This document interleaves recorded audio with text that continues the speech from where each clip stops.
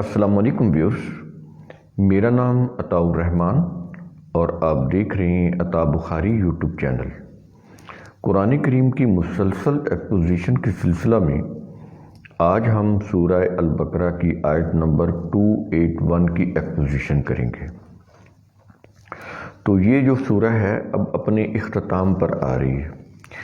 اب یہ دیکھیں کہ اس کے اینڈ پہ اللہ تعالیٰ اس کو کس طرح سے سم اپ کر رہا ہے۔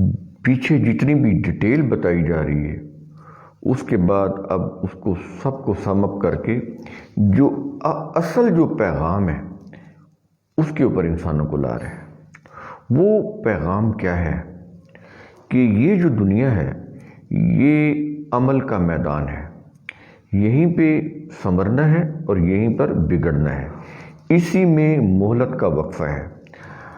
جو لوگ یہاں پر اللہ کے قوانین کی روح سے اپنی نفس کی اپنی پرسنالٹی کی گروتھ کر لیں گے وہ آگے بڑھ جائیں گے، کوالیفائی ہو جائیں گے۔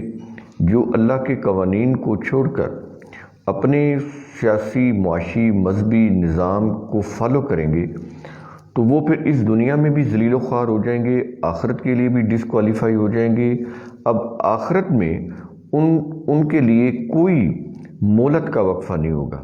جو بھی مہلت کا وقفہ ہے وہ اسی دنیا میں ہے، تو اسی دنیا کے اندر اس سے فائدہ اٹھانا ہے۔ اور اس میں بھی یہ چیز ذہن میں رکھ لیں کہ مہلت کا وقفہ یہ نہیں ہے کہ زندگی کے آخری دنوں میں کچھ اچھا کام کر لیں، ساری زندگی تو کرپشن کی، غلط کام کیے، کرائم کیے، اب جب آخری زندگی کے دن رہ گئے تھوڑے بہت یا کچھ سال یا کچھ مہینے تو اس میں کوئی اچھا کام کر لیا تو وہ اچھے کام وہ کاؤنٹ ہوتے ہیں، یہ نہیں کہ کاؤنٹ نہیں ہوتے، کاؤنٹ ہوتے ہیں، لیکن وہ اچھے کام ان کا وزن بہت کم ہوتا ہے۔ قرآن کریم وزن کے ساتھ مثال دیتا ہے، کہتا ہے کہ یوں سمجھو کہ تمہارے اچھے اور برے اعمال کے وزن ہے، تو ان کا پیمانہ یہ ہے، سٹینڈرڈ یہ ہے کہ یہ دیکھو کہ تمہارے اچھے کام زیادہ ہیں یا تمہارے برے کام زیادہ ہیں۔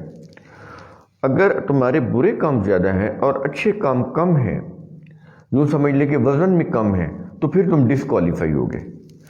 تو اس سے یہ چیز تو ختم ہو گئی کہ جو لوگ مذہب کی روح سے یہ سمجھتے ہیں کہ آخر زندگی میں کوئی شکل و شباہت، کوئی ایسے اپنے خیال کے مطابق، یعنی ان کا اپنا ایک خیال ہوتا ہے، یہ عقیدہ ہوتا ہے، یہ ایک مسلک ہوتا ہے کہ ہم یوں ایسے کوئی مخصوص حلیہ بنا لیں گے، مخصوص کوئی شکل بنا لیں گے، کوئی داڑھی رکھ لیں گے یا مونچھیں کٹوا دیں گے یا اس طرح سے کوئی کھلے کپڑے پہن لیں گے تو ہم کوئی ورد و وظائف کر لیں گے، کوئی خیرات صدقات کوئی تھوڑا بہت ایسا کر کے تو ہم جو ہیں وہ جنت میں چلے جائیں گے۔ تو بالکل نہیں، ان کی کوئی حقیقت نہیں ہے، شکل کی، وضاقتہ کی، یہ تو جغرافیائی چیزیں ہیں، تو وہ تو کسی اعمال کے کسی وزن میں آتی نہیں۔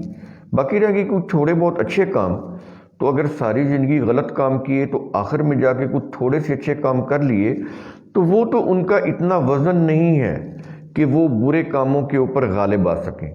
وہ کہتا ہے کہ وَمَن يَثْقَلَ ذَرَّةٍ خَيْرٍ يَرَهُ وَمَن يَثْقَلَ ذَرَّةٍ شَرٍّ يَرَهُ۔ تو کہتا ہے کہ ذرے ذرے کے برابر اچھے اور برے اعمال جو ہیں وہ یوں سمجھیں کہ تلیں گے، ان کا وزن ہوگا، تو ظاہر ہے جب اچھے اعمال کا وزن ہی کم ہوگا تو اس میں تو پھر ان کا کوئی فائدہ نہیں ہوگا۔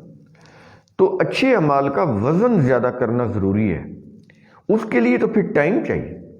ایک شخص کی 100 سال کی عمر ہے، تو اگر اس نے 90 سال یا 80 سال اس نے غلط کام کیے، آخر کے کوئی 10-20 سال اس نے کوئی تھوڑے بہت اچھے کام کر لیے تو کوئی فائدہ نہیں دیں گے، اس کے اندر اتنی وزن ہی نہیں ہے کہ وہ پلڑے کو جھکا سکے۔ اصل میں اچھے کام کا پلڑا جھکنا ضروری ہے، تو جب وہ اتنا وزن ہی نہیں ہوگا تو پلڑا تو نہیں جھکے گا، تو پلڑا کن چیزوں کا جھکے گا؟ برے کاموں کا، تو وہ پھر کوئی فائدہ نہیں دے سکیں۔ اس سے یہ بھی چیز آپ کو معلوم ہوگی کہ جو مذہب کی روح سے یہ کہتے ہیں نا کہ کلمہ پڑھ کے، قرآن میں تو وہ کلمہ بھی نہیں ہے۔ میں یہ نہیں کہتا کہ آپ کلمہ نہ پڑھیں لیکن قرآن میں نہیں ہے، تو وہ انہوں نے جو ایک کلمہ بنایا ہوا ہے اور پھر اس کی فضیلتیں بنائی ہوئی ہیں، اس کا پھر کوئی فائدہ نہیں ہوگا۔ پڑھتے رہیں کلمہ، ساری زندگی جوانی میں بھی پڑھتے رہیں، ساری زندگی پڑھتے رہیں، پڑھنے سے کچھ نہیں ہوگا، کرنے سے ہوگا کچھ۔ تو یہ چیزیں شروع میں، اس آیت کے شروع میں بہت ضروری تھی بتانا۔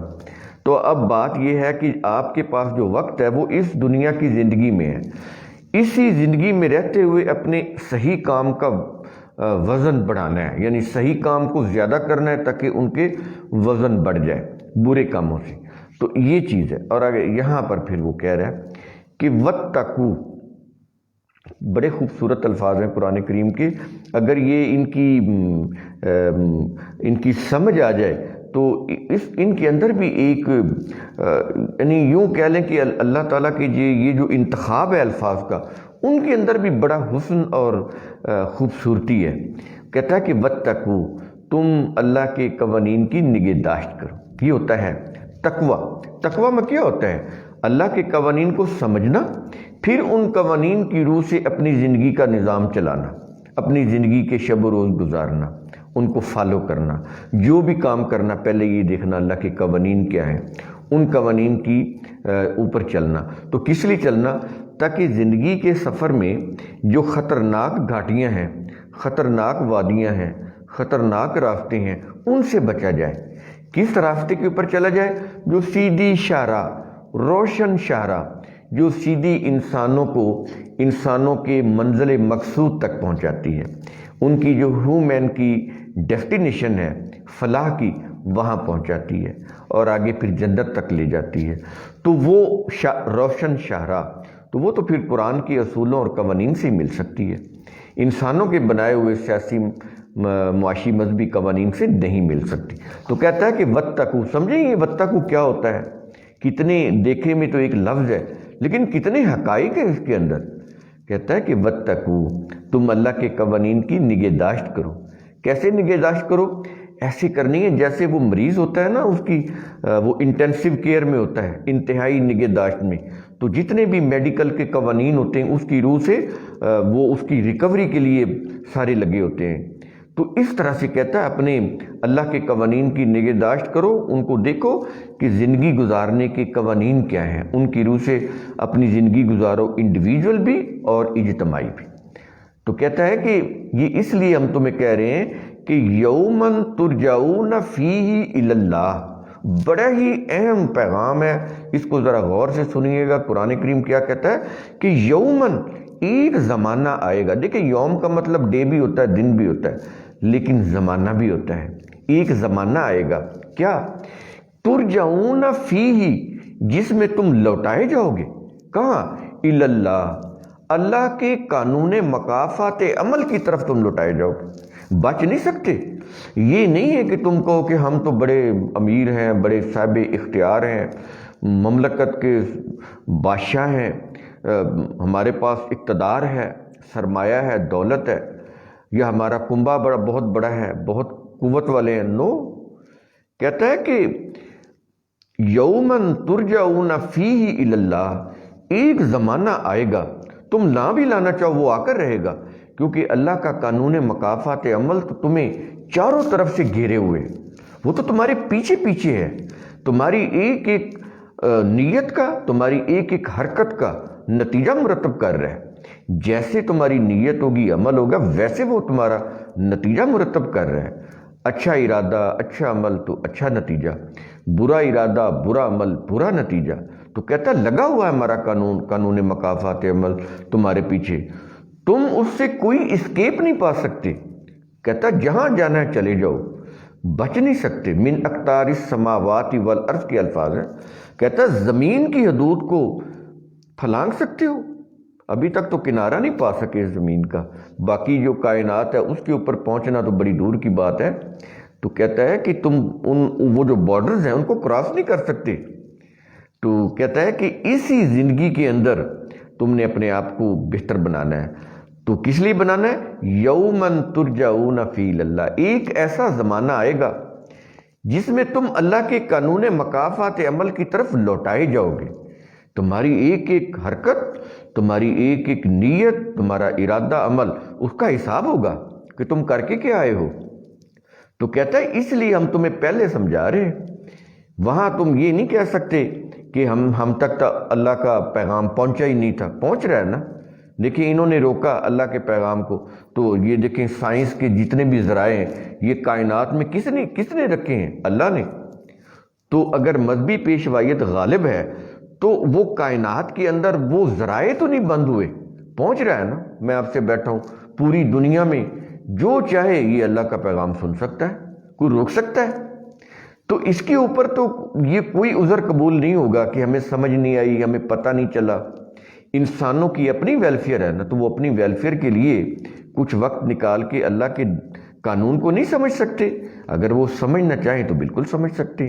تو کہتا ہے کہ ایک ایسا زمانہ آئے گا جس میں تم اللہ کے قانون مکافات عمل کی طرف لوٹائے جاؤ گے، اور اس وقت پھر تمہارا حتمی فیصلہ کر دیا جائے گا۔ پھر تم بچ نہیں سکو گے اپنے کسی بھی غلط عمل کے نتیجے سے، کیونکہ اللہ کا جو قانون مکافات عمل ہے یہ اٹل ہے، اس سے کوئی اسکیپ نہیں۔ اور آگے کہتا ہے پھر اس وقت کیا ہوگا، اس زمانہ میں جب وہ آئے گا، اللہ کا قانون مکافات عمل بالکل غالب آ جائے گا۔ اب بھی غالب ہے، لیکن اب وہ مہلت ہے، اس لیے وہ تمہیں کچھ نہیں کہہ رہا۔ جو کرنا ہے کرو، اچھا کرنا ہے برا کرنا ہے، تمہیں کوئی رکاوٹ نہیں ہے۔ اللہ تعالیٰ نے ایک محدود پیمانے کے اوپر انسانوں کو یوں کہہ لیں چھوٹی سی خدائی دی ہوئی ہے، اپنے ہاتھوں سے جو چاہو۔ کبھی کسی ہاتھ نے آگے سے انکار کیا ہے؟ اپنی آنکھوں سے جہاں چاہو دیکھو، کبھی آنکھ انکار نہیں کرے گی۔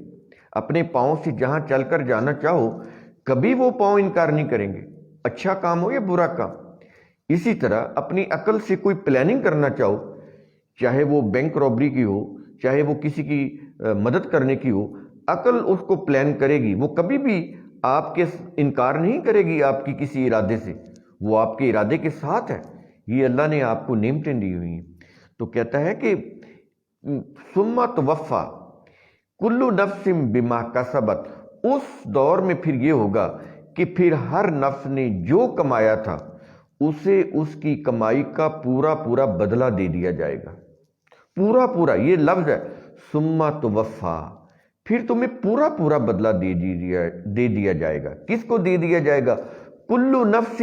اب اگین یہاں پہ سمجھیں قرآن کریم کا انداز، وہ یہ نہیں کہہ رہا کہ تمہاری باڈی کو دے دیا جائے گا۔ کل نفس کہتا ہے کہ ہر نفس کو۔ نفس کون ہے؟ جس نے فیصلے کرائے تھے، جس نے ان ہاتھوں سے کام لیا تھا، جس نے ان آنکھوں سے کام لیا تھا، جس نے اس انٹلیکٹ سے کام لیا تھا، عقل سے، کہ یوں کرنا ہے، اچھا کرنا ہے یا برا کرنا ہے۔ وہ نفس جس نے ہاتھوں سے، پاؤں سے، آنکھوں سے، زبان سے، کانوں سے جس نے کام لیا تھا، فیصلے کیے تھے، اور پھر ان فیصلوں کے مطابق اپنے جسم سے کام لیا تھا، یہ جسم جواب دہ نہیں ہے، یہ تو ختم ہو جائے گا، یہ تو مٹیریل باڈی ہے۔ تو یہ جو قبروں کے عذاب اور اس طرح کی جو چیزیں ہیں، یہ سب قرآن کے اصولوں کے خلاف ہیں، کوئی حقیقت نہیں ہے اس چیز کی۔ وہ تو نفس کو پکڑے گا جس نے اس باڈی سے کام لیا، جس نے اس باڈی سے کام کرائے، وہ جو اصل جو ہے نفس جس نے سب کچھ کرایا، اس کو پکڑے گا۔ ماسٹر مائنڈ تو وہ ہے، اس کو پکڑے گا۔ اس لیے قرآن کریم انسانی جسم کی بات نہیں کرتا۔ تو یہ پوچھتے پھرتے ہیں جی قبر میں عذاب ہے یا نہیں، خود فیصلہ کرو، قرآن کریم کی آیات تو سمجھو، پھر تمہیں خود پتہ چل جائے گا، کسی سے پوچھنے کی بھی ضرورت نہیں رہے گی۔ تو کہتا ہے ثم توفی کل نفس، ہر نفس کو پورا پورا دے دیا جائے گا۔ کیا؟ ما کسبت، جو بھی اس نے اپنے ہاتھوں سے کمایا، جو کچھ بھی اس نے کیا، وہ اس کی روح سے اس کو بدلہ مل جائے گا۔ اچھا کیا یا برا کیا، اچھا کیا تو اچھا بدلہ مل جائے گا، برا کیا تو برا بدلہ مل جائے گا۔ اس میں تو پھر کوئی کمی پیشی نہیں ہوگی۔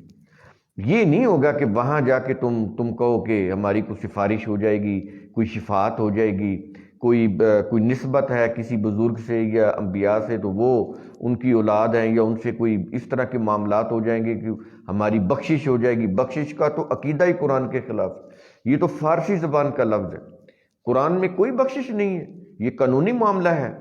ایک ایک عمل کے ذرے ذرے کے اوپر، عمل کا ایک ایک ذرہ اچھا ہے یا برا، وہ اپنا نتیجہ مرتب کرتا ہے۔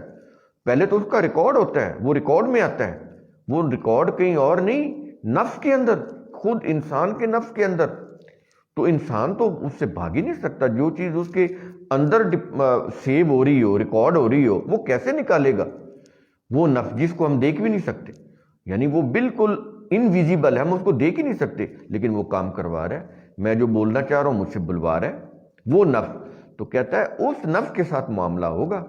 اگر اس نے اس جسم سے اچھے کام کرائے ہوں گے تو ٹھیک ہے، اس کو اچھا نتیجہ مل جائے گا. اگر برے کرائے ہوں گے تو اس کو برا نتیجہ مل جائے گا. اس میں کوئی سفارش، کوئی رشوت، کوئی شفاعت، کوئی بخشش بالکل نہیں. کوئی ورشپ یا وہ تسبیحات یا ذکر اذکار اور وہ چیزیں کوئی کام نہیں آئیں گی. اعمال کا وزن، صحیح اعمال کا وزن زیادہ ہے تو ٹھیک ہے، قابل قبول، اور صحیح اعمال کا وزن کم ہے، برے اعمال کا زیادہ ہے تو ڈسکوالیفائی، نتیجہ جہنم. اس میں کوئی بخشش، شفاعت، وسیلہ، اور وہ جو کہتے ہیں کہ کچھ عرصہ جہنم میں رہیں گے، یہ تو جیوس کا عقیدہ تھا کہ ہم اول تو ہمیں جہنم کی آگ ہی نہیں چھوئے گی. اگر ہم فرض کریں کو پہنچ بھی گئے جہنم تو کہتے ہیں وہ چھڑا لیں گے، ہمارے جو اولیاء، جو بزرگان، ہمارے انبیاء وہ چھڑا لیں گے.